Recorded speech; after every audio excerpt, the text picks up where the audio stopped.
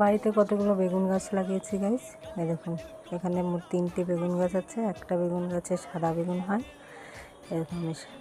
প্রথমে এই যে ছোট ছোট, এগুলো কি বেগুন বলে আমি জানি না অবশ্য। আর এই যে এটা হচ্ছে কালো বেগুনের গাছ। দেখবে, এই দেখুন, এই একটা তুলে নিচ্ছি, আর একটা এখানে আছে। দেখুন বন্ধুরা, এই বেগুনটা ছিঁড়তে গিয়ে আমার কতটা শক্তি লেগে তুলতে গেছি, কিন্তু তুলতে পারছিলাম না, মনে হচ্ছিল ডালটাই ভেঙে যাবে।